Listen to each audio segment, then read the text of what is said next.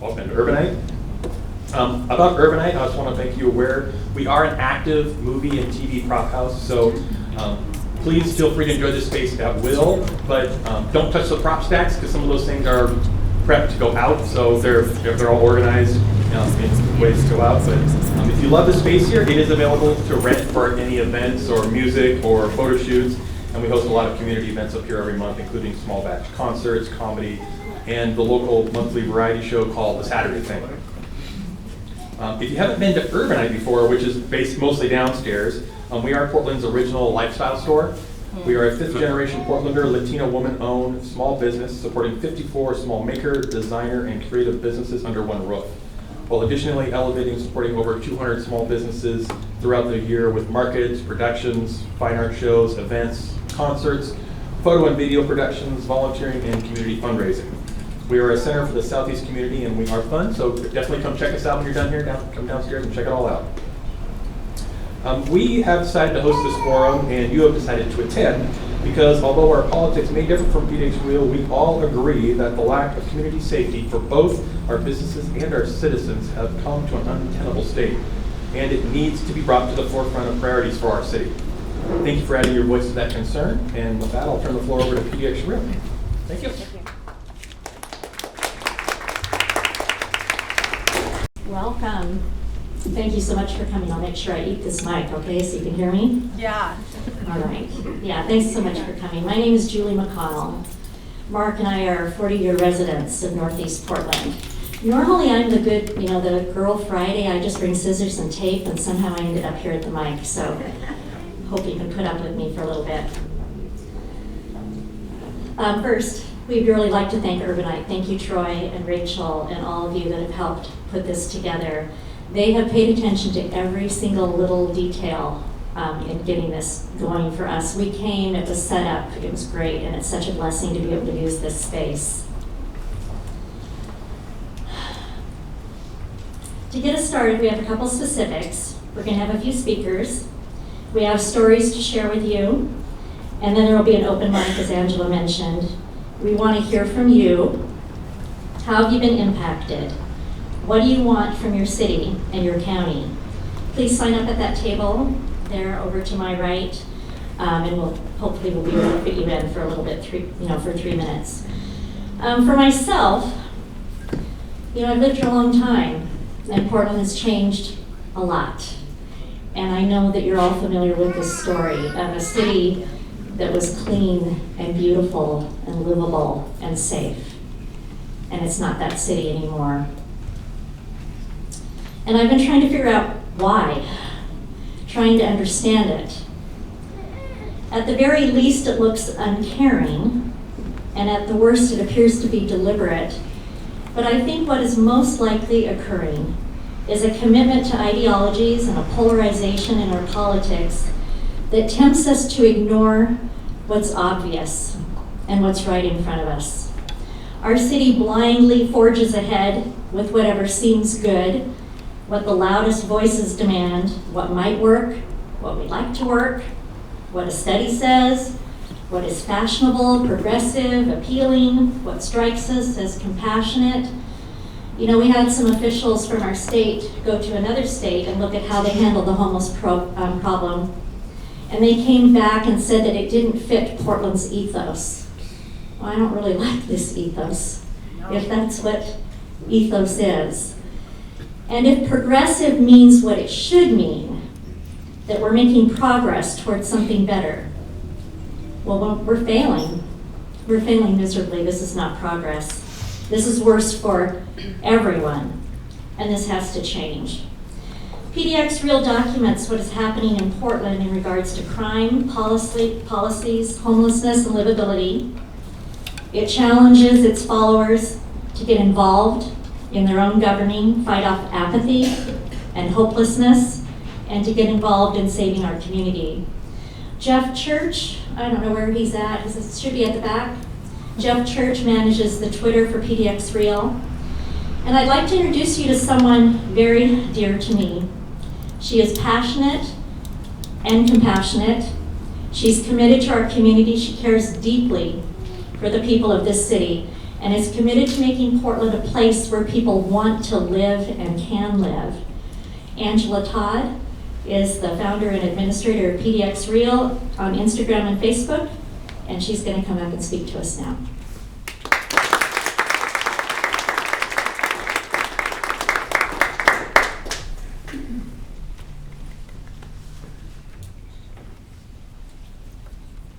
I'm hoping today, Erica's here. Erica works on PR, and she said to me the other day, "What do you want the headline to say after the press conference, Angela?" And I was dumbfounded, because I didn't know what does the headline say? How do I wordsmith this? And I said, let me settle on what I want today. What I want is for people to, number one, know that they're not alone. Number two, I want them to know that this is a self-rescue. And that unless you help us rescue you and yourself and the rest of the community, nothing's gonna change. Amen. In my role with PDX Real, I receive stories from people every day. And I wanted to share a few with you. These are not uncommon stories. I could just substitute the person in a different neighborhood for the same victim story. But I wanted to share a few with you about what's happening in our city. Areas of our neighborhoods and our parks and our business districts are completely off limits. We have women that tell me frequently that they will not go out at night. We have grandparents and families that won't let their children play in their yard anymore. Public transit is so unsafe that the only people who take public transit are people that are mentally unwell, dealing drugs, or the least fortunate of all of us that have to take public transportation to get around. That's a $3.5 billion project that we spent money on that is completely unsafe. This woman was assaulted in Woodstock. She's 65 years old. She doesn't drive and she's retired. She was walking a few blocks from her home and someone hit her with a bottle in her face, knocked her unconscious, and gave her a concussion.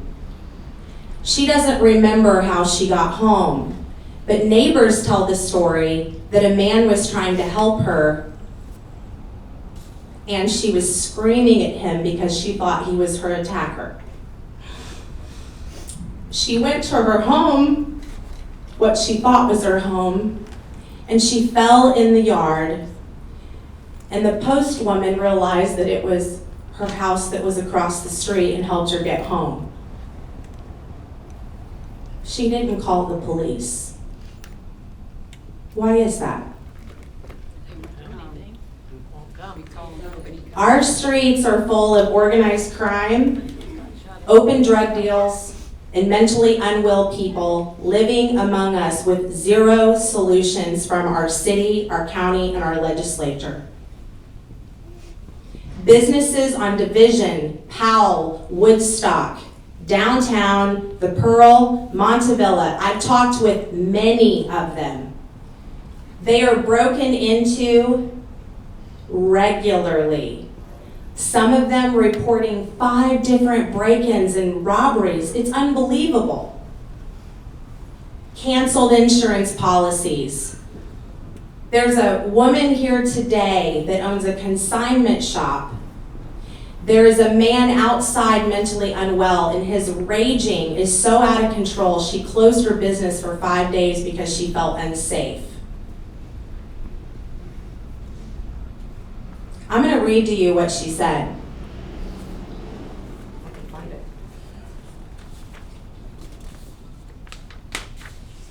Maybe I'm not. I'm just going to do it from memory. I have a lot of copies of things up here. He stole He went into her business. He stole a pair of pants and shoes and some other items to a rosary, a vintage rosary. He was outside raging. He began to masturbate. Then he began to break merchandise, kick in things, lick the concrete. She called, nobody came. She just closed her business for a week.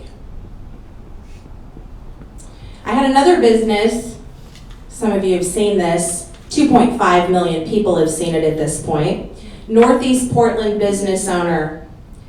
It was her dream to open up a boutique. She did.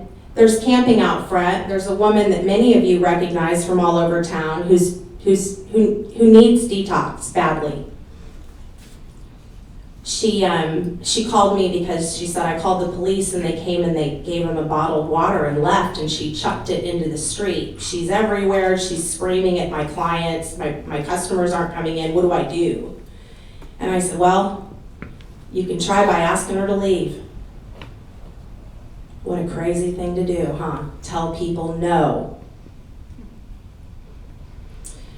I could go on and on about these stories. ATMs, banks under regular attack. I talked with a credit union that is in the Safeway in Woodstock. They've had 4 burglaries. It's in the Safeway. Do you guys understand how crazy this is? I don't know. It's crazy. Don't be apathetic with me. Don't do it. This is absolutely insane. It's totally true. Emergency services are taxed because this mentally unwell and this drug epidemic of this fentanyl and this meth is something that has never swept us before. It is making people psychotic. It is making them violent. It is making them cause fires. There is record overdoses. They need help. There is absolutely inadequate detox. We have funded, we have decriminalized individual uses of drugs, and yet our governor and the governing that they do for Measure 110 has not rolled out the mental health and the drug rehabilitation that they promised us. And instead, they have left these people on our streets, taken our money, and expected us to live with this. Yes. Yeah. The news did not report this because it's too upsetting, I think, or maybe they just don't know. But Sarah Pliner was on Highway 26, and was hit by, she was riding her bicycle and a semi hit her. Everyone says we need barricades at that unsafe intersection. But did you know there was no ambulance to send and she was alive at the scene? Yep. I want you to take that in for a second. I listen to the scanner on a regular basis, and I have people who, PDX Real isn't just me, by the way. People send me information. There's no way I could be all those places, but it is very common that there is no ambulance to send. It's regular, you guys. It's regular. There's no fire to send. There's no police to send. Most of you know that the police officers don't come for a few hours. The reason our emergency services are so taxed is because there's no place to send these people. I don't know about you, but when I have a heart attack or somebody I love, I certainly want to know that they can get help. I've been asking myself for a while, 7 years to be precise, what the hell is happening? And I've settled on a few things talking to a lot of people because I'm a problem solver. And the only reason I'm here is because I've decided it can't get better unless we all do something. We love you.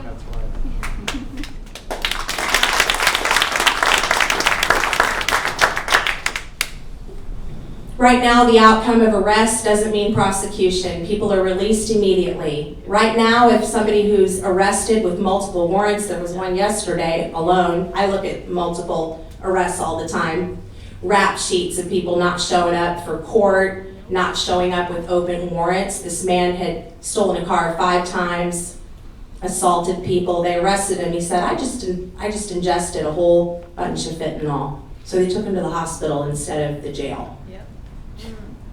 He's already out. It's not isolated.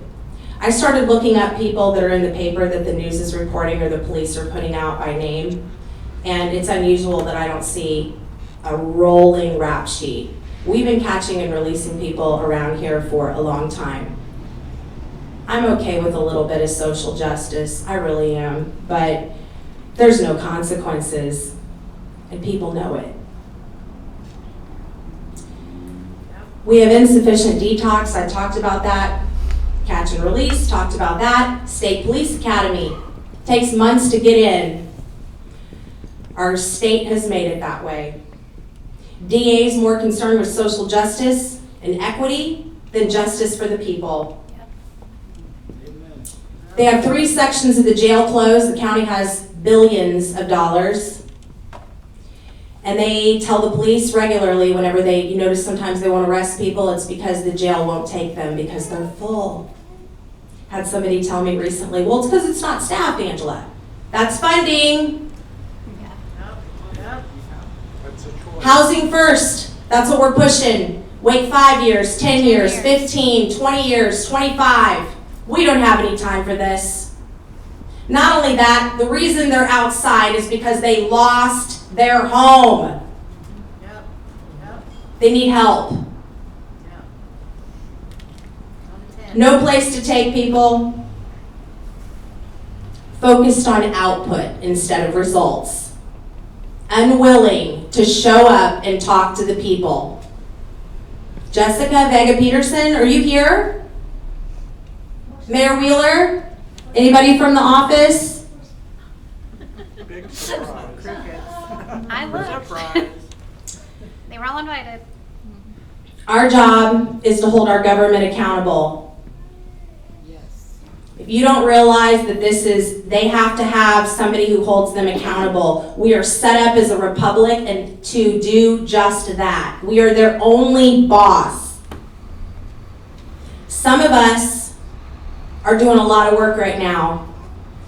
And some of us are scared. And if you're scared, I want to ask you, thank you, Julie, for this last night. What aren't you scared that you can do? Because many hands make light work, and we have got to push against this ethos. How many of you here have considered moving from Portland or Oregon in the last 2 years? Please raise your hand. Ooh, 2 hands. No more. Stand. How many people here have been financially impacted based on what's going on the street with public safety and crime in the last 2 years?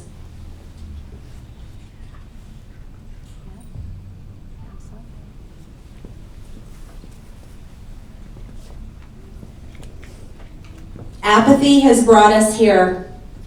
Most of us have spent our entire life away from the public sector and what it is they're doing. We thought that we should vote and then they'll take care of it.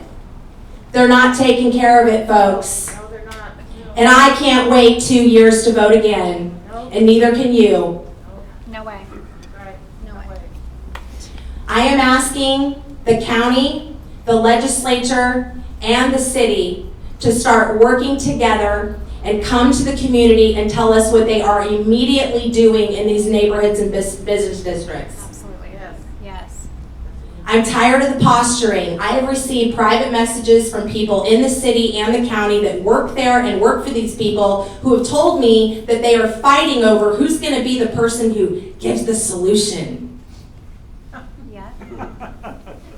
The only reason Mayor Wheeler's tried to do the sanctioned camping is because the county is not doing their job. Yep. Absolutely, that's right. County's complicit. Self-rescue yourself.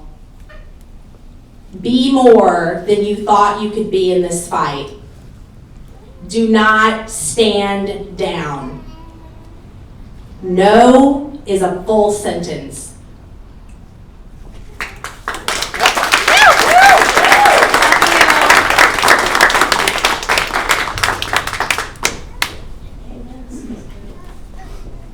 Would you like to hear a hopeful story? Yeah. Yeah. Sure. Okay. My church is located off of Northeast Fremont. Milton is the street in back of us. We have a Popeyes across the street on 82nd and a tattoo place across the street. For a while, we had a marijuana shop. There's a methadone clinic on one corner and a very bad motel at the back on Milton. I like to call it a full-service corner because the church is there too, right? And so it's been a difficult neighborhood for a long time. But over the past few years, it's gotten a lot worse, and certainly during the pandemic, much, much worse. For a while, I would go to the back fence because people were starting to put their clothing, their tarps, tents on the fence at the church, and I'd say, hey, you know, you can't do that. Please take your stuff down. One day, when we had an RV there and toxic waste, you know, spilling out of it and just trash everywhere, you couldn't walk on the sidewalk. It was felt unsafe to drive down the street. I asked a man to take his tent off or his tarp off of the fence, and he looked at me, and you've heard that saying, if looks could kill? And I realized I'm done talking to the people on that side of the fence. We're done now. And then in the next 4 months, we had 6 murders on Milton Street. So that was bad, right? And then eventually the city did come out and clean it up, but we knew that it was just going to come back. And so some of us at the church were talking about it. What are we going to do? It's just going to come back. We have to do something about this. So the first thing that came to my mind is, you know, we've really not been engaging with our neighbors. We need to get to know our neighbors. We need to talk to them. Angela, my daughter Evelyn, and I went out into the neighborhood and started knocking on doors. And I didn't know what to expect. Are people going to slam the door in my face? Are they going to be willing to talk to me? And I want to tell you, there wasn't one person who wasn't willing to talk to me. Everyone, without exception, was open and friendly and concerned about their neighborhood. And the other thing I learned is that this neighborhood that had appeared so distressed to me, because I'm looking at the full service corner there, right, with all this garbage, needles, people defecating, urinating, doing drugs, setting up tents. By the way, not homeless encampments. These are shooting galleries where people shoot up, fall asleep, and then get up and take off. Not a homeless encampment, but organized crime. So I meet all of these neighbors, and I discover that right next to this is a really incredibly wonderful neighborhood with people who are engaged with one another, who care about one another, who mow the lawn for their neighbor when they see that she's working too many hours and can't get to it, who raise money to cover up the graffiti and paint a mural in the middle of the street. It was heartwarming. It was wonderful. And I met some really remarkable people. And I want to introduce one of those remarkable people to you, Alan Lubke.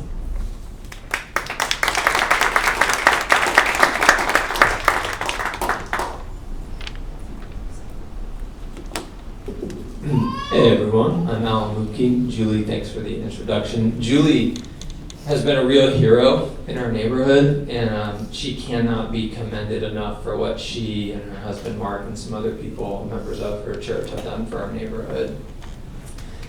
So I'm a lifelong Oregonian. I grew up in Hillsboro, attended Hillsboro High School, graduated from the University of Oregon with a degree in journalism, and I've lived in a lot of places in Oregon in the last 15 years. 2 years ago, I rented this house on this corner of Northeast 85th and Milton.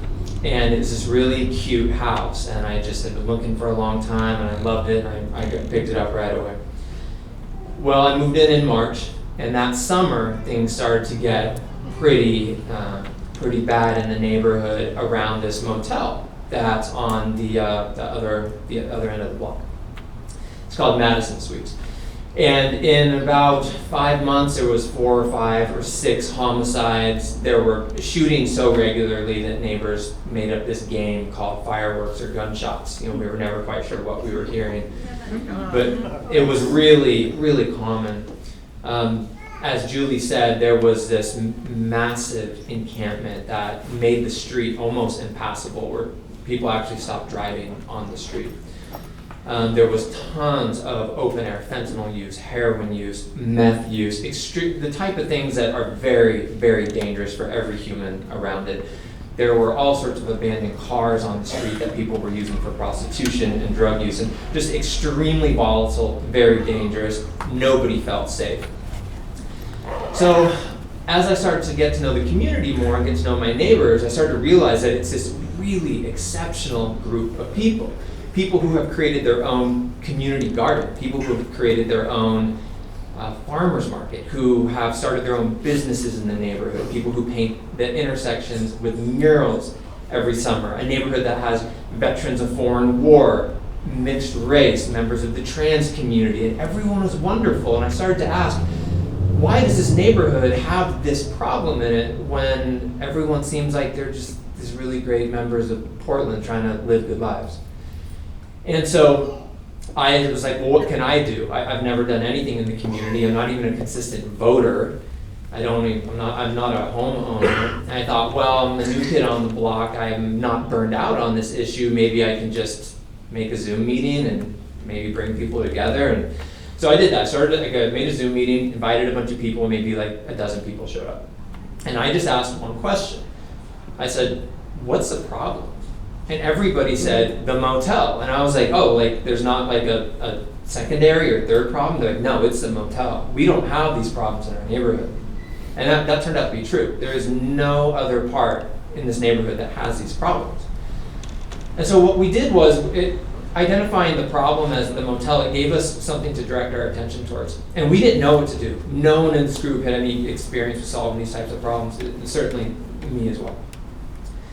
And so we got in touch with CNN, which is the Central Northeast Neighborhood Association. And they helped us learn more about chronic nuisance properties and getting in touch with our neighborhood response team officer, which is part of the Portland Police Department.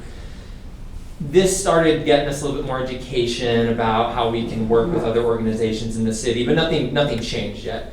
Well, then the Oregonian got involved.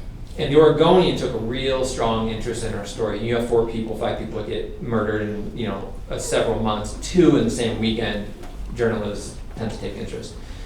They wrote a real comprehensive investigative story about what was going on. That ended up in the mayor's office. The mayor's office ended up contacting our group. We continued to meet every 2 weeks. They started taking action. They made the street no parking. Suddenly, all these abandoned cars got towed. PDX got involved, did an inspection of the property, found 36 code violations.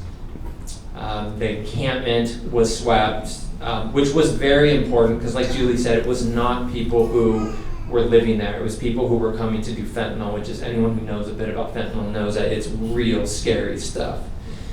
And things started to get better. And now things are a lot better.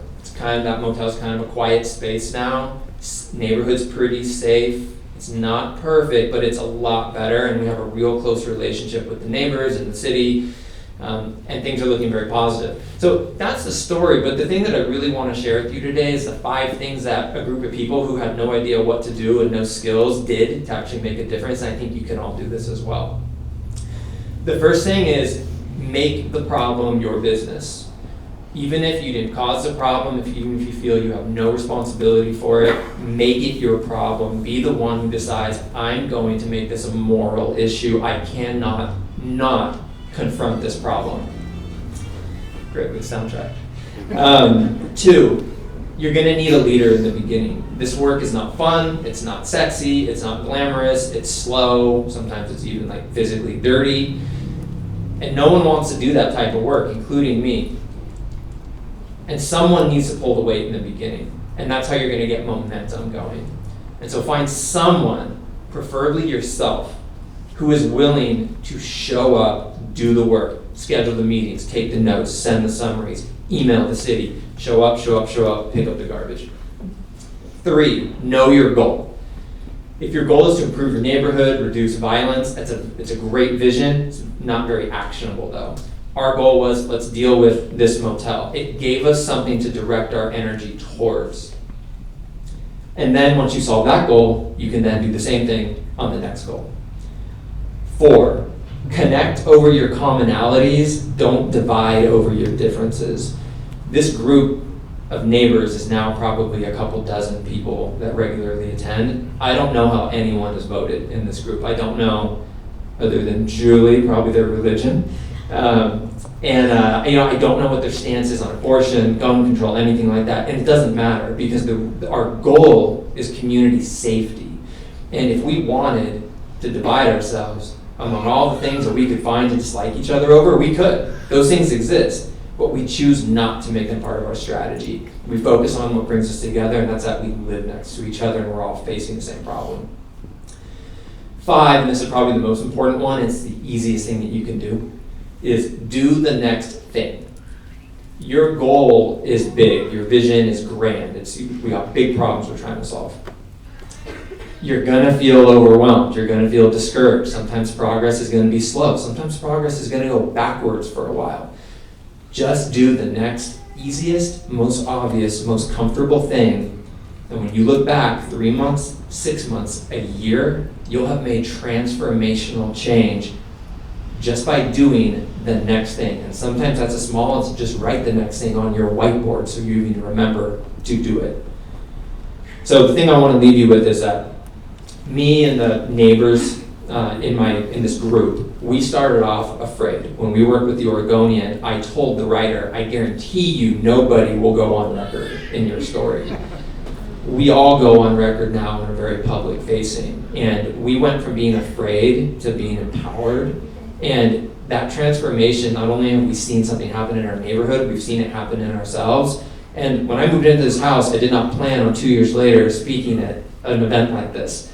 But I'm really glad that I am. I'm glad that I've had the opportunity to become involved in my community. I feel much more empowered. Honestly, I feel a much better member of society too, because I was doing nothing before and now I'm doing something. And I know that everybody can do that. So thank you for having me.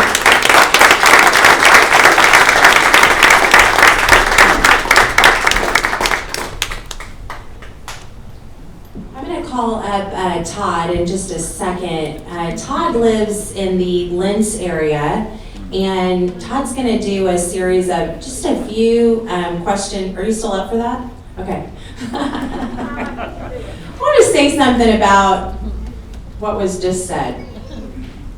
When you're upset about something and you're just in the soup of being upset, it's horrible. When you actually start, being upset is about change. It's about having energy in you that you want to impact something. Your community needs you. We've been sort of absentee. We've been absentee citizens. So I promise you that if you start to impact, and I can't tell you exactly what you need to do, you have to pick that for yourself, but start where you're pissed. Something's bothering you and making you angry, that means you need to do something about it. Okay, Todd, come on up. We're going to open up the public piece right after this. So this lectern isn't perfect for who you're calling up, but you'll work it out. Okay.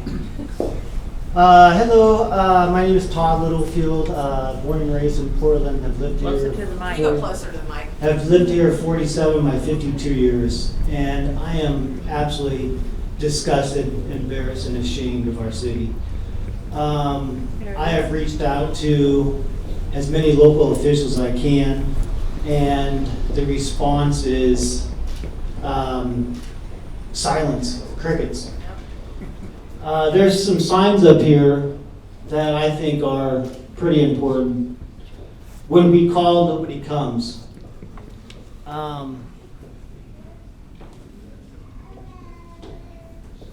It's been revealed recently that the county has supplied over 100,000 tarps and tents.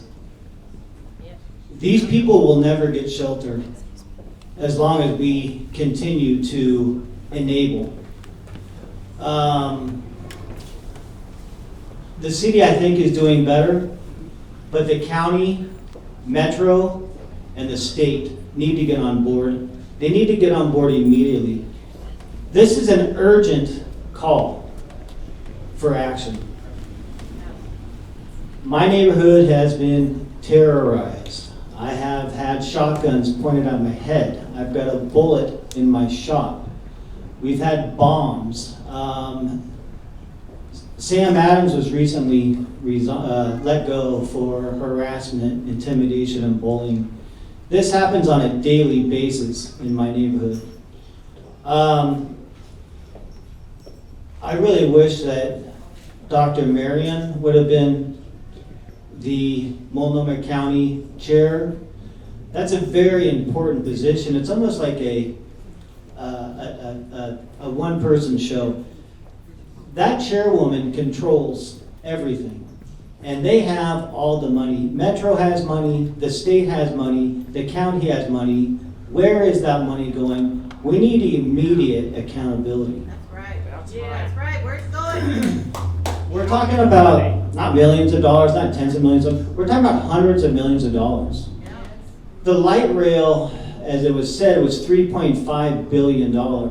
You go along Flavel, Holgate, these stops that are supposed to be picking up people to bring them to work, bring them to the hospital, bring them to where they need to go, you can't access them. They're not safe. I'm really tired of the homeless advocates advocating for drug addicts, drug dealers, criminals, etc. If you want to advocate for that, come to my home, come to the other 800 encampments, because those neighborhoods are being terrorized like mine is. And come grab these people and put them in front of your front door. Okay? But they're moving a camp right down the street in Linz. What are you gonna do about that? Right down the street from my house. Oh, Reedway? For all those places. Yes, Reedway. Reedway. What are you gonna do about that part of all them coming to our camp, down to our area, our residential, that we don't want them there? They've been going through our neighborhood. Put a mic on her. She needs to be heard. Each one of us need to be heard. The city is not listening. The county's not listening. Metro's not listening. The state's not listening. This is ridiculous. It's got to stop. It's got to stop now. Yep. So I think the bottom line is that besides all of us need to do something and get active and come together, because we are the majority. We are the majority. And I want to thank everybody for being here. I want to thank the news stations. You guys have a serious responsibility. This is about public safety. This is about clean, safe, and livable neighborhoods. I think we all could agree that we'd like to see the homeless in a clean, safe, and stable environment. The idea that we're going to put any shelters in a neighborhood or in a business district, to me, is absolutely insane. Yeah. Why can't we put them out by the National Guard, put them on a farm, let them do something productive? The drugs that they are taking now, they're either going to die or they're going to have permanent mental health and brain damage. This is not compassion. This is not compassion. No part of this is compassion. All I hear is about compassion. I'm tired of hearing about compassion. The people in this group here, in this room, are compassionate. Okay, these are the compassionate people that care. I'm not sure. I could keep going on. I'm sure there's other people that want to speak. I'm using that as an excuse to get off of here. Yeah. But thank you. We're at time. And again, where's the money? And if you're advocating for the homeless, come to my house or any of the other 800 encampments and relieve us of the terror that we are getting on a daily and nightly basis. Thank you. Thank you so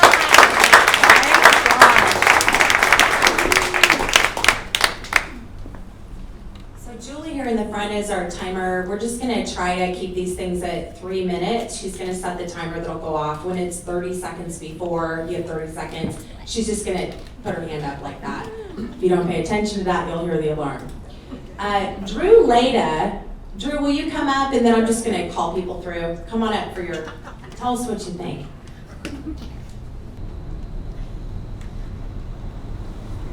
City of Roses is wilting, and no one seems to know why. We're ending up in this situation where nobody can seem to explain how we got from where we were, which was a city so gorgeous that I decided to leave the Texas Gulf Coast, a block and a half from the Gulf of Mexico, to move out here. What happened? Let me save you some time. It's not going to take a whole lot of study. It's going to not take a whole lot of foresight. You look at the policies that we had in place when this wasn't an issue, and that's what we start doing again. What happened at the beginning of this press conference when Angela had to return the call of the mayor's office, and you ended up with what sounded like the most tone-deaf explanation for their lack of admitting what's wrong here? I got mine this morning. Absolutely. It's an email from the Oregon Audits Division. Let me read it to you. They're talking about how, look, audit press release, Oregon Health Authority. It's too early to tell the challenging implementation of Measure 110. It has increased risks, but the effectiveness of the program has yet to be determined. I can tell you it's been very effective. It's been effective at raising crime.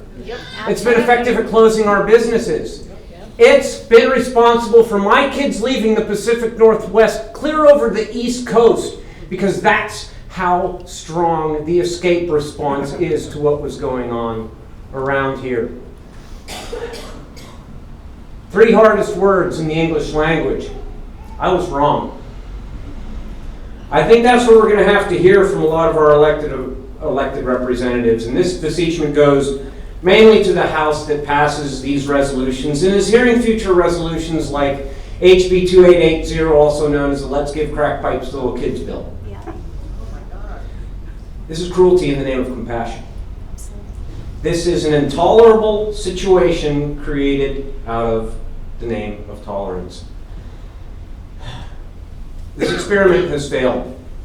The social engineering prototype that we were asked to swallow as a recipe for a brighter and future tomorrow is now proving itself to be dangerous to those subjects who are under it. Not only the citizens living in their houses that lived here for a while, but look at what's happening to the cruelty to those people that we're claiming to protect and try and uplift. Right? You have critical reasoning skills, or you wouldn't have made it to office. I suggest that you use them, admit you were wrong, and move forward from there. Thank you.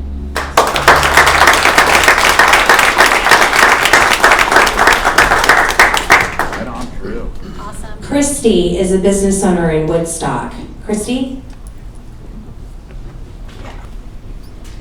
Hi, excuse my mask, but I'm kind of fearful for my safety when people see this, to be honest. I don't even want to tell you what the name of my business is, because I don't want any more windows broken in, and I don't want to be broken into. I witnessed my business and all the businesses on my street, which is the Woodstock Street. I will tell you that. Just massive violence, a bunch of vandalism. Ace Hardware won't even fix the windows anymore because it's too expensive, and they're just going to get broken again. I have a very small business, and I was even broken into. My whole back door was broken into. My daughter, who works with me, told me about it. She called 911. Luckily, when the police did arrive, they said, "You're lucky you called in the morning because we could show up." They also told me that there's nothing they could do about the robbery. They told me to buy cameras, to put them everywhere, and you know, I'm basically on my own. I put the camera up with the alarm. The alarm sounded off a little bit too often for the homeless people that were living in back of the area, so they came and busted it down. Now, these are things that, you know, I have to pay for myself. I had to pay an electrician, you know, to put it in. I'm really close to the Safeway, and behind the Safeway in the Weimar area, there was lots of homeless Campsites. encampments. And anyway, it's just been like this for years. I witnessed in the Safeway parking lot a fentanyl overdose, or he was coming down or something. He was shaking like this and he was moving around, and there's an ambulance there and a fire truck there. They left him there because he refused to go with them. I was like, what happened to drunken and disorderly? Fentanyl and disorderly is okay to just leave them in the Safeway parking lot where children and elderly people are there? And you know, I mean, Not okay. I just don't understand. This guy needed help. He shouldn't be able to say, okay, I don't want to go. They should have taken him and gotten him help. You know, I just lived here most of my life. I've never seen things so bad. I'm on this business for 22 years. I want to stay in business. I want our community back. I want the whole city back. Thank you. Thank you.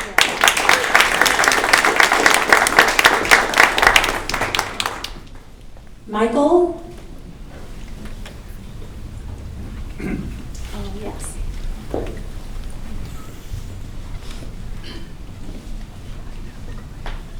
I'll start my little 3-minute timer here. Good morning, or afternoon, or whatever the heck it is. My name is Michael Albino. I own Legacy Modern, 2105 Southeast 7th Avenue. I feel bad. My heart goes out to you. Private ownership as a small business person is everything. Our word is all we have. Our reputation is all we have. We don't always get along. We don't, we do our best. It's okay to be wrong. It's totally okay to be wrong. Like the other gentleman was talking about, it's hard. Nobody wants to say they're wrong. And from my experience, just from my point of view, an attitude of profits over people no longer work. Right. It's a choice. We have to make a choice. Are we going to put the health, welfare of our citizens, our fellow humans, above what tax breaks we give away to this big corporation, or are we just going to allow every idea to just be poo-pooed? We have to try. We have to take action. There's no time for committees. There's no more time for studies. There's no more time for shooting the breeze. We can come back to that later. We have people dying, Absolutely. dropping dead, stepping in front of trains because their life they feel worthless. There's no hope. When you have no hope, there's no way out. If you've ever been in a position of no hope, you know it's dark, it's small, it's cramped, it's closed. You don't know which way to go. And I'm sorry. My wife, she was like, look, don't get angry. Don't offer solutions because you're going to look like a monster. We need it. Go ahead, put them out. Put it Look. out there. We've been getting a kicker from our state for many years now, extra money that they're not spending. They're giving it back to us. I don't want it. Put it towards something. Please fund schools, teachers, emergency services, housing. Heck, take the money, go rent every open hotel room, every motel, something. Give people a safe place to be locked up, and then send people out to go talk to them. My one and only vice that I have, I love to smoke cigars, and I was one day smoking a cigar at a local shop, and I was talking to a young man who works for Central City Concern, and his whole job is to go around and talk to all these folks and say, hey, look at all these things that are available. 90% of the people tell him, sorry, I'm good. I just want to stay inebriated and checked out. I made a major reinvestment in my business here in this community because I believe in this community this last year. I more than doubled the size, and I quadrupled the amount of people that I employ. That's 5 families that I am directly responsible for. And I know I'm out of time.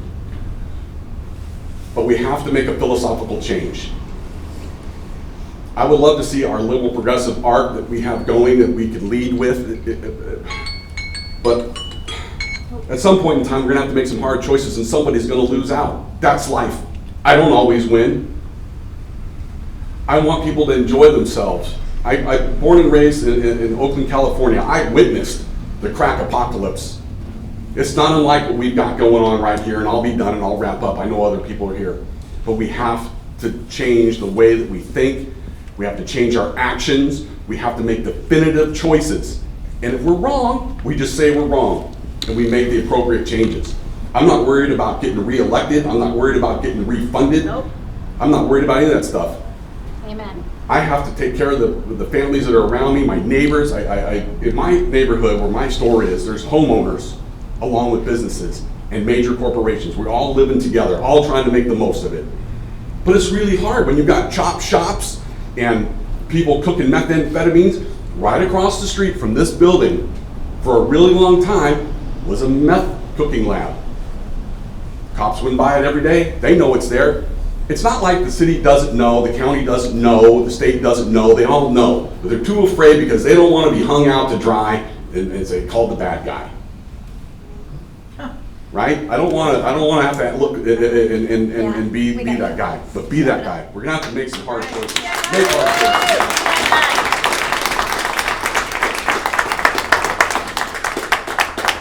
We're going to have Edward and then Jason. I'm going to kind of, Jason, put you on deck. If anybody wants to know what I think, they're spending, they don't need more money. They need more accountability, by the way. And this comes from somebody who's been looking into how that's being spent and doing forensic with people like Drew and people like Julie. A lot of people in this room. It's unbelievable. Okay, Edward, where you at? Well, my name's Edward Yaslino, and I own a restaurant called Pizza Roma. I'm one block up from Christie, and we've had lots of incidents in the last 6 months. We've been broken into 3 times. Our fence has been, I had to put up a fence around the building because they would steal, I put up some tents for the COVID time. They would steal the sides of my tents. I would pull up there, there would be people out in their cars parked all along in my driveway, around the building, and whenever I would confront them, I'd have my life threatened. They would, and I'd call the police, but nobody came. We were broke into, like I said, 3 times. I have my phone, I keep next to my bed because that's when Alarm Central calls me at 3 o'clock in the morning. I have to respond. I live out of town. I live 40 minutes out of town. I grew up here in Portland, but I have to come in, and I'm there well before the police get there. In fact, the average time was 5 hours for them to respond. Oh my God. And they were, the police officers were, cordial, and they just explained to me, they go, look, the one police officer said, I'm at a murder up at Mall 205. And I'm thinking, I'm on 47th and Woodstock, and you're my local guy? It took you 5 hours, before you can even come over here? That's miles away. So whoever came up with the idea of defunding the police, well, that doesn't work. Nope. We were just, in fact, the people in our neighborhood were getting together to try to get a private company, security company, and the price was $10,000 a month. Maybe we have to go private. Maybe that'll be best. This makes me think of a novel I read a long time ago, and it was called Atlas Shrugs. And I saw that everybody put their arms up, almost everybody put their arms, they want to leave Portland. I don't want to go find, what was it, Gulch, but all the productive people would leave the area. I think we need to make Portland our Gulch and try to take this back.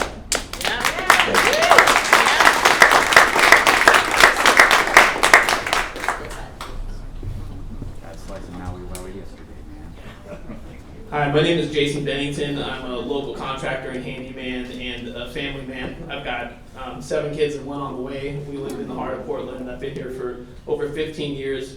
My wife has lived here her entire life. When I first moved here and I heard the term felony flats, I thought it was a joke because the places where I lived in Arizona were far worse than this so-called felony flats. And people would talk about the prostitutes that walked down 82nd, and I'd go, what prostitutes? Because there wasn't any. They cleaned up the city, and now we're not just back to what it apparently was in the past, but we're far, far, far beyond that. One of the businesses that I was working at on Burnside around 115th was broken into 6 times in a period of 2 weeks. I had thousands of dollars worth of tools stolen, which of course as a handyman, tools are my livelihood. It's how I feed my family. The place, of course, had drug paraphernalia left everywhere. This guy seemed to have made it his personal goal to camp out in that house every night that I wasn't there. When the police were called, I didn't tell them that I was a contractor working the property. I told them somebody is in my home right now. I believe they're in there. It took them over 35 minutes to arrive at the scene without me knowing if there was an armed assailant in my home. Can you imagine if somebody broke into your home and took the police 35 minutes to get there? Which, don't even get me started on the Measure 114, because they're apparently trying to take our right to defend ourselves against these break-ins. I mean, as you all know, you probably have heard the saying already, when minutes count, the police take, or when seconds count, the police are only minutes away, which is often the way that it is here in Portland, if not hours away. I'm working currently at a property over on Bush Street near 82nd. Directly across from this property, there is a van that is selling drugs out of it. There's a line usually, and multiple cars pull up and stop all day long. I called the police, told them about the situation, and they told me they can't do anything because of Measure 110. Well, I call BS on that, because Measure 110 does not leave drug dealing open to it does not at all. And in Clackamas County and every other county in the city, that would be enforced almost immediately. It's only in Multnomah County. So let's get to what the root of the problem is here. It's Mike Schmidt. Oh, yeah. So I did a little Googling, and I'd like to get together with some other business owners and maybe raise some funds to get this action going, because a proceeding to suspend or remove a district attorney is commenced by filing with the clerk of Superior Court of the county where the district attorney resides a sworn affidavit charging the district attorney with one or more grounds for removal. So the following grounds for suspension are number 2, willful misconduct in office, clearly guilty of that. Number 3, willful and persistent failure to perform his duties, clearly in violation of that one. Conduct prejudicial to the administration of justice, which brings the office into disrepute, clearly in violation of that one. So let's get together, local business owners, and let's get this filing started almost immediately so that we can get Mike Schmidt pulled out of office, okay? I also want to address what Mike, the previous speaker, had said about there are no solutions, there are only trade-offs, which is actually a famous quote from Thomas Sowell. And that's true. It's quite true. We're not going to find solutions that are going to meet for everybody. But the people that these solutions aren't going to work for are the poverty pimps in our local government that are making money off of this homelessness. Okay. And additionally, the people who will suffer are the drug addicts and criminals who do not want to clean up their lives, who do not want to make any changes. Those are the only people who are going to suffer here. In closing, there's just one thing I want to leave you guys with. Hard times create strong men. Strong men create good times. Good times create weak men, and weak men create hard times. Now we're in hard times, and it's time for strong men and women to stand up and do something. Amen. Nice job.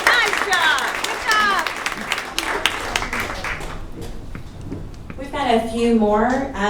Jocelyn, I don't know where you are, but Jocelyn, and then I'm going to put, is Angelique's here, right? I'm going to put you on deck, meaning you're after her. Okay. While she's walking up here, I want to note that we had a business owner here that was going to speak, and she asked me in a flurry out the door, Angela, I'm so sorry, there's an emergency at my business. I cannot speak, I have to go. Yes, it's over what we're discussing. Isn't that insane? Okay, go ahead. Hi, my name's Jocelyn. I run a photo booth company here in Portland called Photo Booth Chick. I've been running it for about 9 years. I have about 30 booths, and I've lived here for 25 years, 18 of those in a house that I own in Southeast.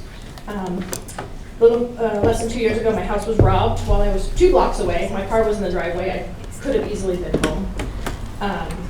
I haven't felt secure since then. Then about a year ago, my photo booth started getting robbed. 8 of them, all in different locations all over town. I have security footage of the perpetrators. I have high-resolution pictures of them because they took pictures in the photo booths as they were robbing them. And I got some pictures before they were permanently deleted.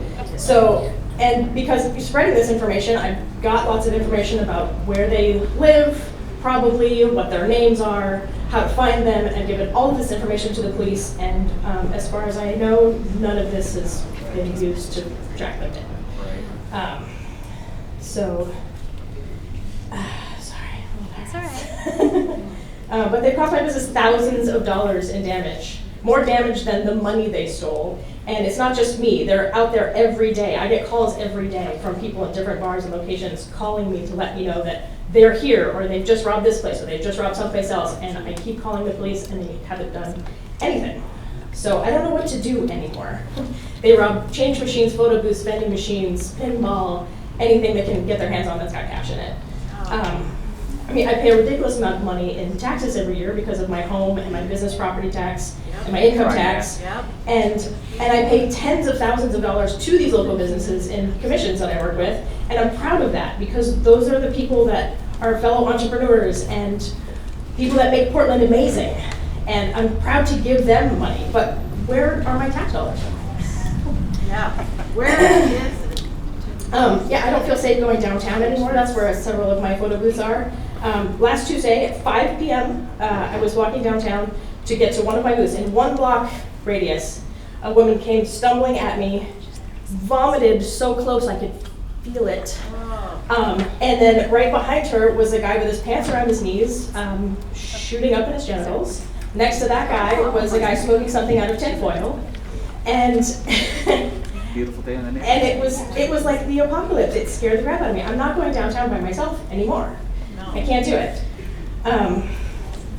Anyway, I will skip over the rest of that stuff and wrap it up. I worked downtown for 16 years, and I used to know all of the homeless people. It was Lefty and Norman Stanley and like Elvis, you know? And they're wonderful people, and they would do anything to protect you. And there were characters, and it's zombies now. They're not there anymore. I have Portland tattooed on my forearm, and for the first time in 25 years, I'm considering leaving because I don't love it the way I did anymore. I want to know what to do to fix this. I want to get involved, and I want to get other people involved. And thank you for doing this.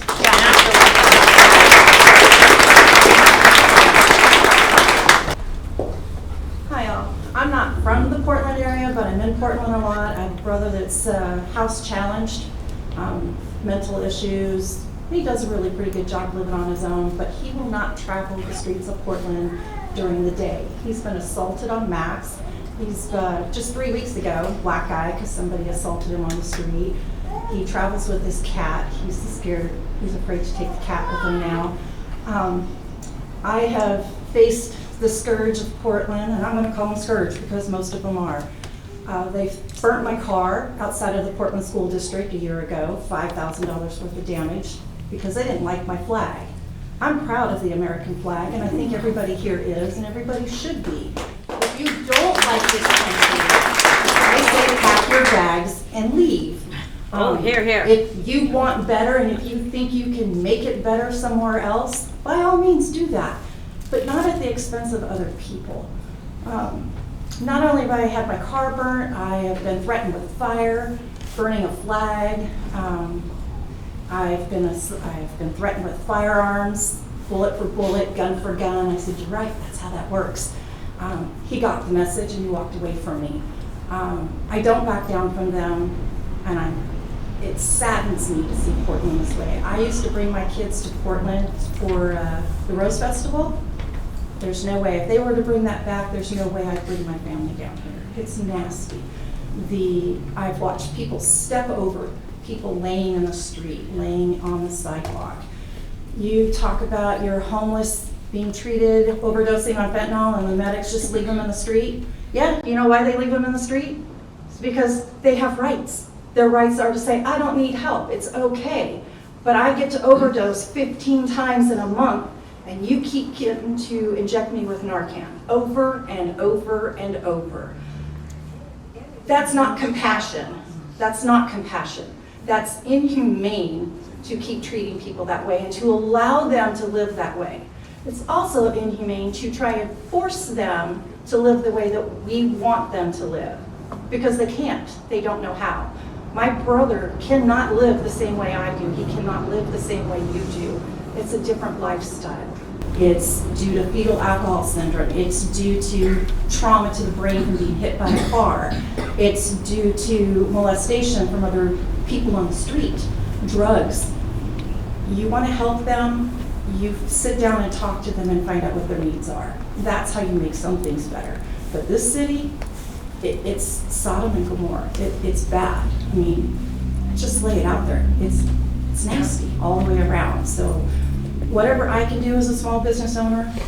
The other thing with the homeless and your mental ill and the drug users, they go to the hospitals here. They ship them out to the other cities. They ship them out to my town because we have a warming center. They don't care that they don't have a place to go. So we need housing. Not just housing, but treatment, real treatment. So that's my say. And Juanita, if you'd like to go after Tim, I'm so sorry. I just kind of, yeah. Good afternoon, everybody. My name is Tim. Angela, thank you for this. This is an amazing turnout. So my name is Tim LeMaster. I ran for actually state representative on the inner Northeast here. Very much an uphill battle. And the reason was exactly the reason you all are here, is there was no options on the ballot. And that's one of the things I just plainly want to bring out with everybody here. You got to engage, and it's all levels from the state on down.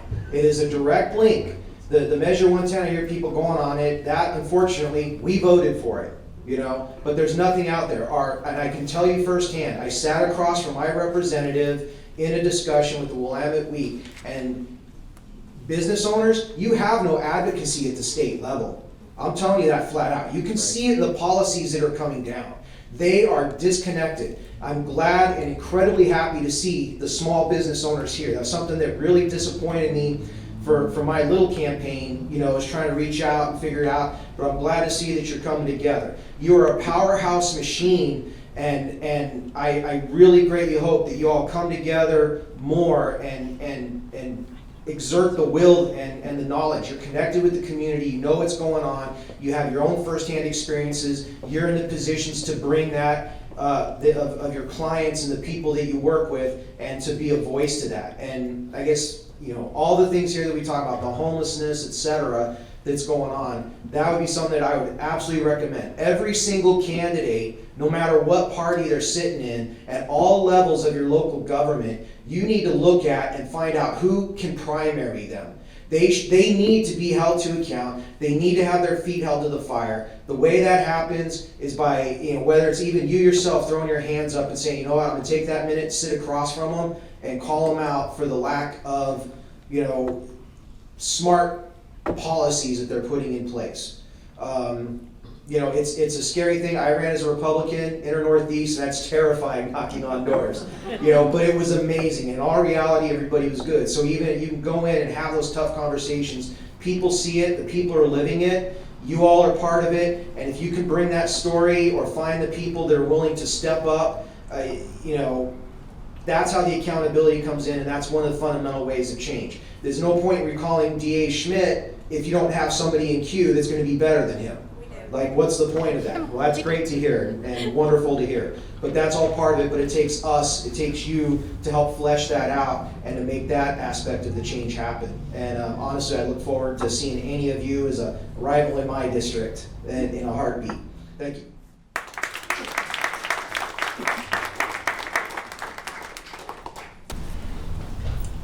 It's so good to see everyone here today, and to know that there's other people that feel the same way you do. My name is Juanita Swartwood. I live in the Lentz neighborhood, and I'm involved with the Lentz Neighborhood Livability Association, the LNLA. They have boots on the ground picking up the trash that accumulates from the homeless camps. I have personally, my husband and I have been out there picking up needles. But one of the things that I wanted to talk to you today that I haven't heard a lot about is the fact that I have children and grandchildren that live in this neighborhood that have to walk daily to school.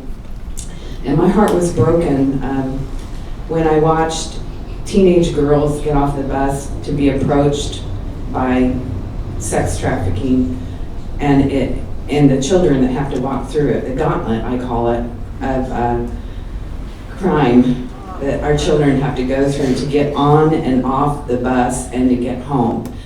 And it's heartbreaking. And I have a 1-year-old granddaughter, and I know that she's going to be homeschooled because we cannot allow our children to walk on the streets for what you guys are afraid to walk through. We send our children through every single day. So I'd like to encourage you to not only think about now, but what are we going to leave for our children in the future? I personally retired from the Portland Development Commission. I've worked on the projects, the tram, the Pearl, the waterfront, the beautiful parks. What are we going to have left, and where is the money that's going to be available to rehabilitate these areas now? It's heartbreaking to hear business owners say they close their doors because they're afraid. Well, if you think you're afraid, how do you think the elderly feel and the children that have to walk in and out and to get to and from places? So I would like to encourage you to not just let it die here today, but to keep continued, and it's scary because you put yourself out there, but I would like to encourage you to continue to do what Angela's doing here today, and that's to bring light to the fact that they are not listening to a lot of the voices in this community. And I will close with one example in our neighborhood. I was walking through a huge homeless camp cleaning up on Knapp. And I look into this car and there's a probably 2-year-old and no more than a 4-year-old and a man in the car with a cat. And I looked at the people that were with me and I said, did I see that right? And they said, yeah. So I went back and I called and I reported it immediately. And you know, I feel for people that are homeless, but if you see something that's out of the norm, please step up to the plate. Yes. Because I am advocating for our children and our future. We're talking about Portland, and our children are the ones that are going to inherit these problems. So please, Portland, don't turn a blind eye to this, and be vigilant in speaking with your community advocates. So I'd like to leave that. And also, I got to thinking about the first time that I came to Portland. I was on the plane. It was 50 years ago this next month. I was on the plane with the president of Janssen, and I flew out with Ike and Tina Turner and their band. And it was a totally different place than it is today. Yeah, sure is. It is not the same place. So we need to be vigilant in what we're doing. Thank you.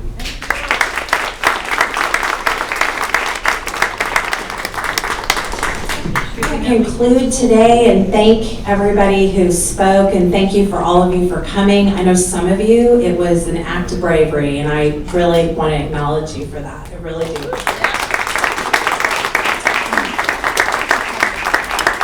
And just a last thing to say to you. There will come a day where I won't check every single message that comes into Instagram, but I do now.